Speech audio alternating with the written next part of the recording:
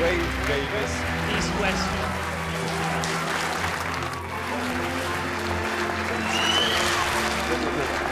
Peacemakers. Empire of Pain. Thank you so much. All the Best Stories Are True celebrates the 25th anniversary of the Baillie Gifford Prize. We explore the very best in non-fiction writing over the past quarter of a century, from nail-biting moments to life-changing stories. Join me to uncover how the prize started out as the non-fiction rival to the Booker and what the next 25 years holds for readers and writers in a world now steeped in fake news. So the winner of the Baillie Gifford Prize for Non-Fiction 2022 is Super Infinite, The Transformations of John Donne. Mostly just utterly stunned. It is such a delight and such an honour and truly such a shock. I know you're supposed to say it. I truly didn't expect to win. In 1998, Stuart Proffitt, a publisher, and Dottie Irving, a leading PR executive, launched an award for non-fiction books that they hoped might eventually equal the Booker Prize in recognition and prestige. I arrived at Penguin in July of 1998, and one of my first visitors was my friend and author Peter Hennessy, now Lord Hennessy. Peter said, look, we don't now have a major general non-fiction prize in the UK. You've got a week or two, or perhaps a month or two on your hands. Why don't you do something about it? Or almost the first thing I did was call my friend Dottie Irving. So the phrase, all the best stories are true, came from Rosie Boycott, who was involved in the prize one year. She suddenly said it, and I thought that's such a brilliant phrase. We instantly incorporated it as a strapline for the prize.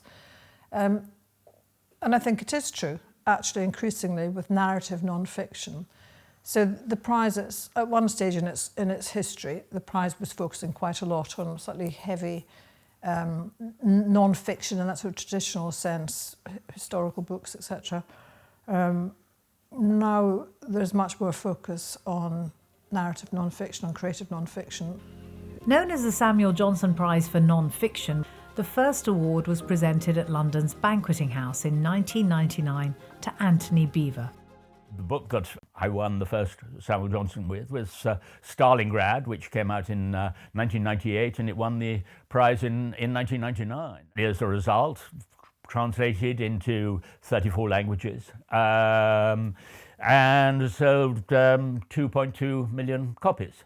So I don't think you would have done that necessarily without the Samuel Johnson Prize at that particular time, because that was what really accelerated the takeoff in a way that one couldn't have imagined a few years before. He began, I think, quite spectacularly with a panel of judges led by James Naughtie, who chose as our first winner Anthony Beevor's astonishing book Stalingrad, which became a huge bestseller, and I think really put the prize on the map.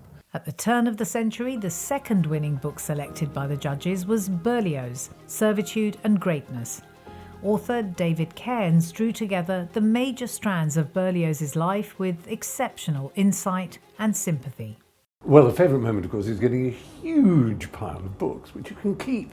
And I was young, and I still found the kind of big biographies and things were expensive. So I was rather excited by that simple fact. But yeah, it was also an honour to be asked, something as prestigious as what was then the Samuel Johnson Prize. And I can remember, as I think judges always can, that particular year they remember the flavour of the books, they remember the chats and everything, and it all was a very exciting occasion. Michael Burley won the prize in 2001 for a radical re-examination in The Third Reich, A New History. In 2002, the prize was named the BBC4 Samuel Johnson Prize. For the decade following, the BBC created hour-long programmes, in-depth films with shortlisted authors and live news broadcasts. Throughout, the aim has been the same, to reward the very best in non-fiction writing. The winner of the 2002 BBC4 Samuel Johnson Prize of £30,000 is Peacemakers by Margaret Macmillan.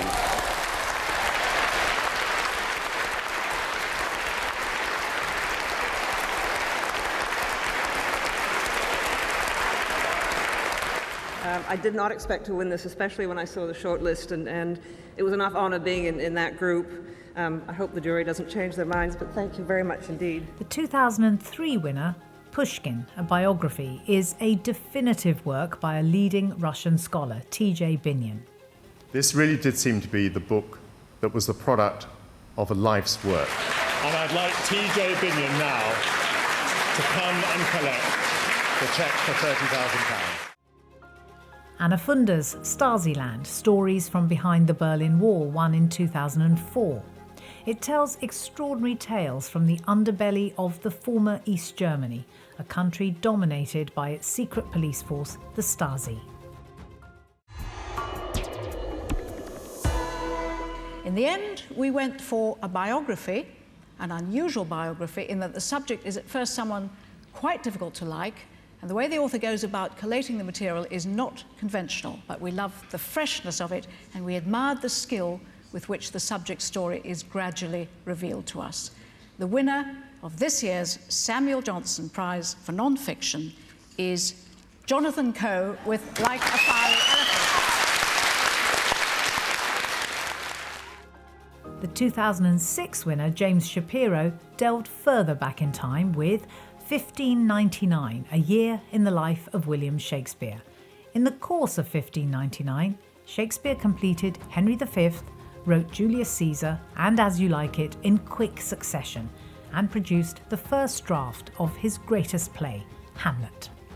The winner really is chosen partly for originality, partly for immense accessibility, partly for the wonderful skill in writing and the way the themes are welded together. A difficult choice, but all the judges felt that this was indeed a very worthy winner, and the winner is James Shapiro, 1599.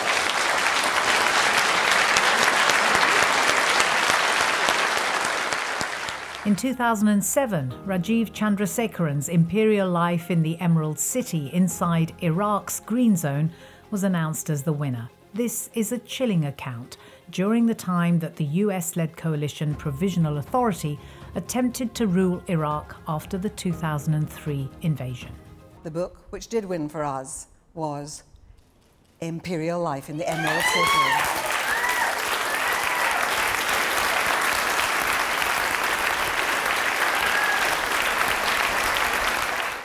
Each year since 1999, a group of independent judges has been selected afresh for each award. I was a judge in 2017 myself and know the challenges of grappling with several hundred entries to produce a long list of 12 titles, a short list of 6, and in November, a single winning book.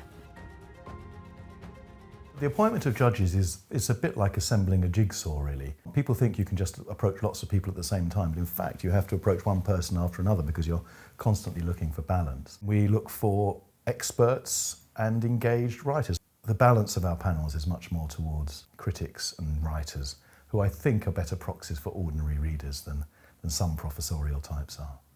Being chair of judges for the Baillie Gifford Prize has been such a pleasure and a real privilege as well. When you've read the same books and the discussions that you have, it's just remarkable. The same book can have so many different reactions. And yet, with the very, very finest books, with outstanding examples of non-fiction, you get this marvellous consensus.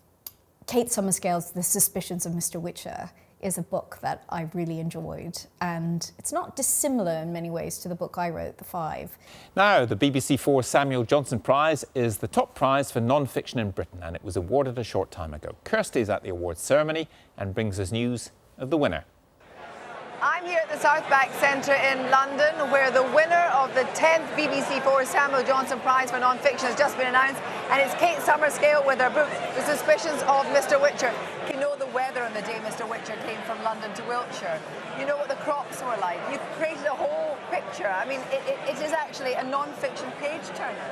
Did you set out to create that kind of tension? Page-turner. What an interesting description. In fact, the term came from a familiar face in publishing. I was then, at that point, I was head of PR at Penguin and dealing with all the big books. And I was at home with my typewriter, tracking this thing out, with a boyfriend at the time who was an actor. And I said, I just can't think of a way to describe this book that makes it stand out from everything else. And he said, well, what does it make you do? Did you enjoy it? Did you want to turn the pages? And I said, oh, it was a page turner. So that's exactly where the phrase came from. All his life, Philip Hoare has been obsessed by whales, from the gigantic skeletons in London's Natural History Museum to adult encounters with the mammals themselves in the wild. Well, it's time now to join the ceremony and to hear from Chair of the Judges, Jacob Weisberg. We chose as the 2009 winner of the BBC Samuel Johnson Prize, Leviathan by Philip Hoare.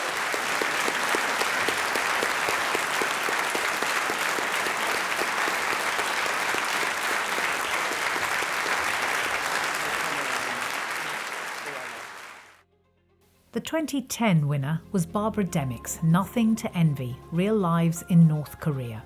The winner of the 2010 BBC Samuel Johnson Prize is Barbara Demick for Nothing to Envy. This book is a gripping study of one of the most secretive countries in the world, and it sheds light on the lives of some of the world's most oppressed people. The time has come to announce the winner of the Samuel Johnson Prize for 2011. And the winner is Mao's Great Famine by Frank Stakokos. Congratulations.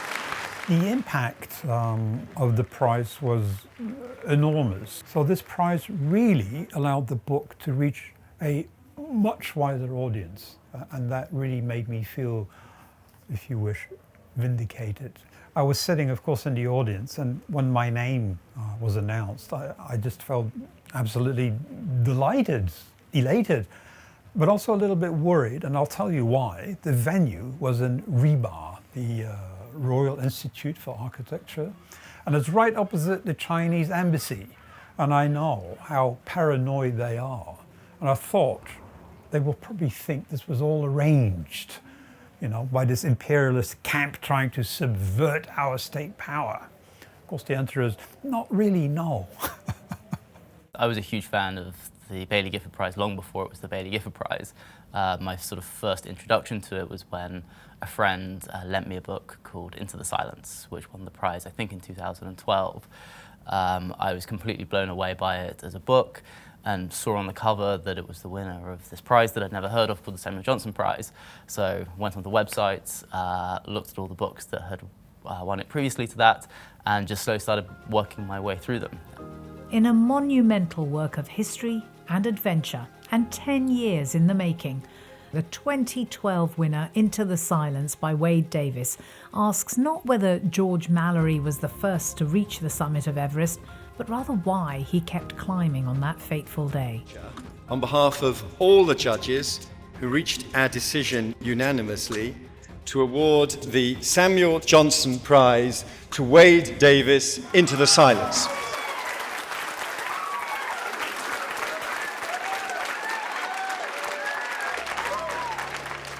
The Pike by Lucy Hughes Hallett charts the controversial life of Gabriele D'Annunzio, the debauched Italian artist, novelist and playwright who became a national hero. The winner of the Samuel Johnson Prize for 2013 is The Pike.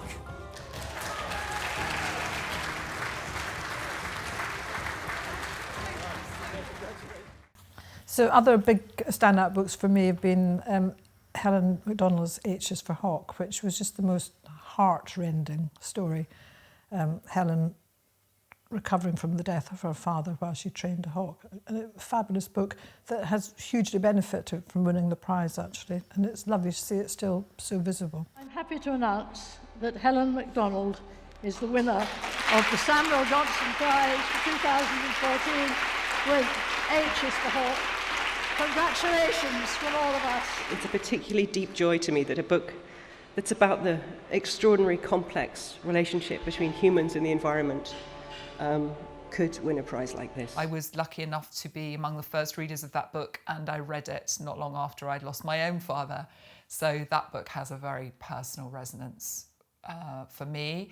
I think it's spawned a whole genre, and nature writing is now one of our sort of most preeminent genres. And also grief memoirs. I know there have been many wonderful grief memoirs, but I think it's very difficult to top H's for Hawke. The 2015 winner, Neurotribes, The Legacy of Autism and the Future of Neurodiversity by investigative reporter Steve Silberman, unearths the secret history of autism. We are delighted to award Steve Silberman the 2015 Samuel Johnson Prize for Neurotribes.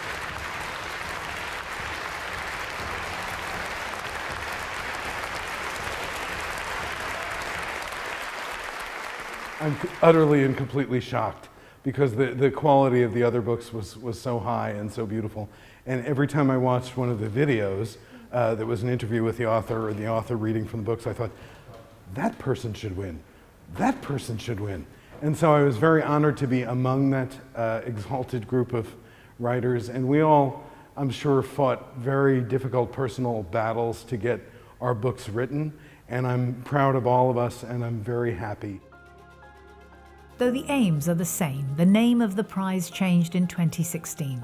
After support from the generous anonymous philanthropists, followed by the fruitful partnership with the BBC, the prize was renamed the Baillie Gifford Prize for Non-Fiction. If I was to pick a couple of books that have really resonated with me, I would pick out East West Street by Philippe Sands, which I think is an incredible blend of sort of personal history and wider history, that sort of microcosmic history blended with bigger events. I think that's a superb example of that. When the international human rights barrister Philippe Sands received an invitation to deliver a lecture in the Ukrainian city of Lviv, he began to uncover a series of extraordinary historical coincidences. Part historical detective story, part family history, part legal thriller. Sands guides the reader between past and present as several interconnected stories unfold in parallel. The winner of the Baillie Gifford Non-Fiction Prize for 2016, Philippe Sands for East West Street. I don't think I can overstate the impact. It's completely changed my life. Even now, as I speak, I get communications from all over the world about East West Street, from the presidency of Ukraine, Mr. Zelensky's office, Foreign Minister of Ukraine, people in the US administration.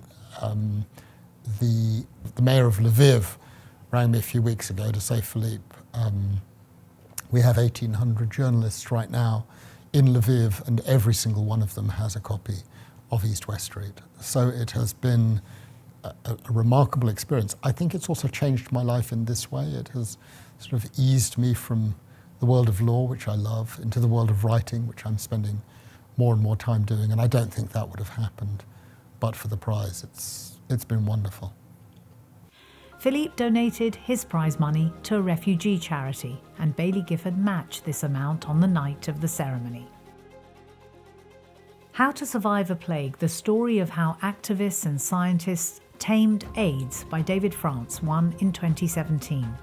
Expansive yet richly detailed, this is an insider's account of a pivotal moment in 20th century history, one that changed the way that medical science is practiced worldwide. The winner is of the Baillie Gifford Prize for Non-Fiction 2017, How to Survive a Plague by David France.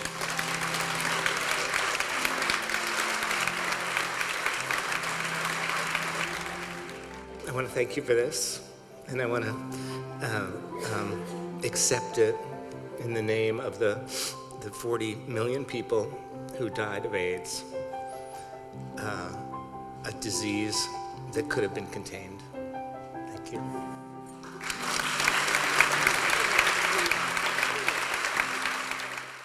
In Chernobyl, History of a Tragedy, 2018 winner Serhii Plokhy recreates the events that devastated the nuclear power plant on the 26th of April 1986.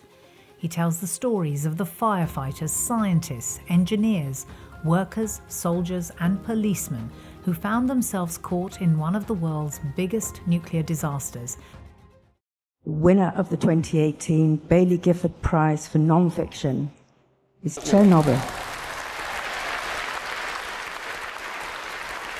It felt great. I really believed that I had no chance whatsoever. The invitation came to fly to UK and be part of that ceremony, and then it was, oh my gosh, this is unbelievable.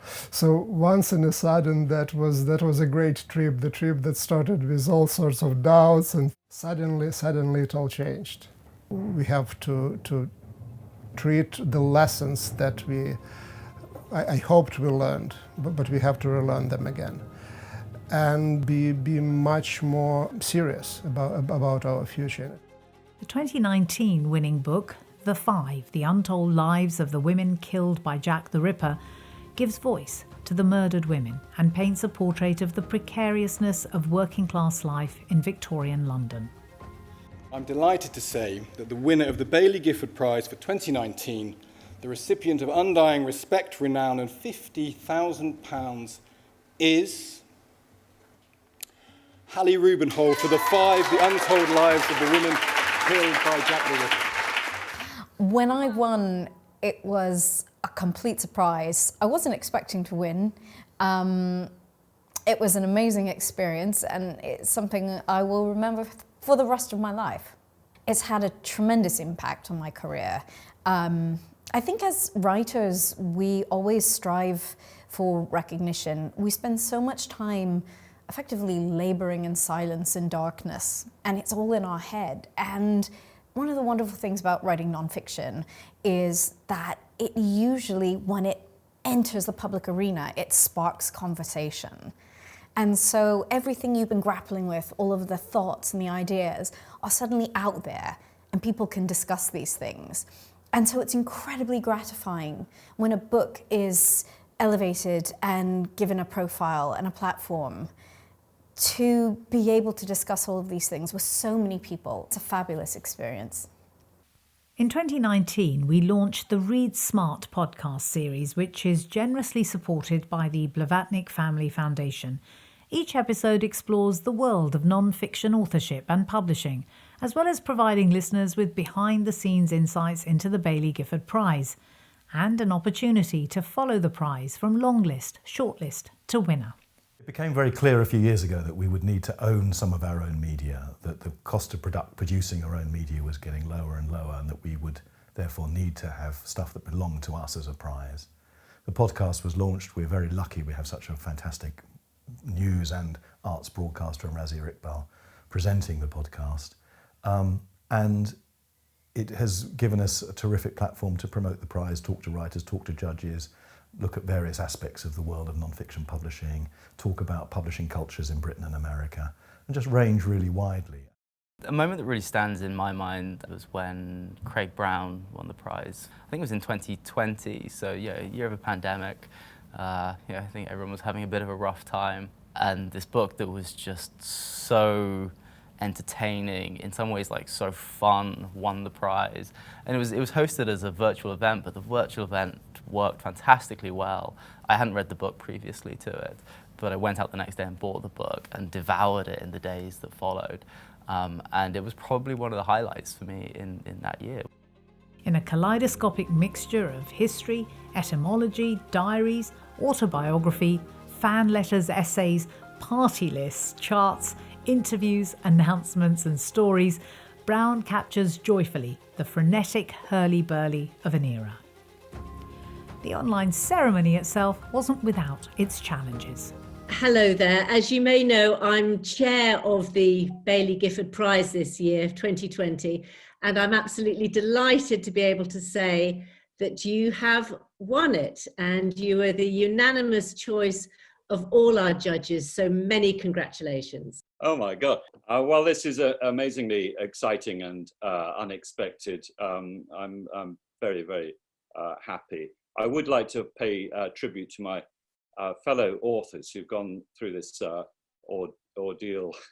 And then, of course, there was Craig Brown's book, 1, 2, 3, 4, which not only was a memorable book, but a memorable year. He was a COVID winner, and I think slightly grumpy to start with, but warmed up once he found he'd won. And then we had a very strange request into the office saying, my dear Coleman Getty, my dear For Culture, it was, wasn't it? My dear For Culture, thank you so much. I'm so thrilled to have won. Please send my prize money too. Well, we knew it hadn't come from Craig because in a million years, that's not the way he would have spoken. He was much grumpier than that. In a triumph of investigative journalism and narrative non-fiction, 2021 winner Patrick Radden Keefe reveals how the Sackler family wealth is rooted in greed, ruthless ambition, and the devastating opioid crisis that has swept the United States. If we think about, non-fiction as an act of storytelling, but an act of telling stories that are true, I mean, that's an extraordinary saga. One of those books that makes you think, why didn't I know about this? I needed to know about this. Of course, we had to choose one winner, and that book is Empire of Pain by Patrick Radden Keefe. I think that the prizes had a really significant impact, both on the book itself, on Empire of Pain, which came out in paperback and I think was actually subsequently reviewed by some places that hadn't reviewed it the first time around, just in terms of bringing it to people's attention and really thrusting it into their hands. And an impact on me, because it is a laurel that means something. And as a kind of an introduction, I think it helps as a writer. You do this work in solitude. It's lonely work, and you put these books out into the world, and you have no idea whether people will read them, whether they'll have an impact, whether they'll be recognized. And you don't do it necessarily for the recognition, but you do it in the hopes that people will read the book and really engage with it. And so to have something like the Baillie Gifford Prize put a spotlight on the book and tell people that it's that it's urgent and interesting and something that's worth their time has just made a huge difference to me. I think the next 25 years for nonfiction are going to be hugely important, in part because increasingly I think this kind of work, you're doing it against the current of the culture. That we have, first of all, an information environment in which everything is reduced and reduced and reduced to a tweet or a bumper sticker or a talking point. And then second, we're unfortunately in a climate in which the very notion of nonfiction, of verifiable, objective truth, is under assault. And there's increasingly this sense that so many people live in their own little kind of information ecosystems, that you have your truth and I have mine. To me, what that suggests is that there's never been a more important time for nonfiction, sustained nonfiction, in which, on the one hand, you have really rigorous research and you're gathering the facts, and then you're thinking about a way in which you can present them that is persuasive and pleasurable for the readers. I think that the winners and shortlists in recent years show what extraordinary good health nonfiction writing is in. It's changing, it's developing in lots of interesting ways the whole time, as we can see from the shortlists, and I think that is going to continue.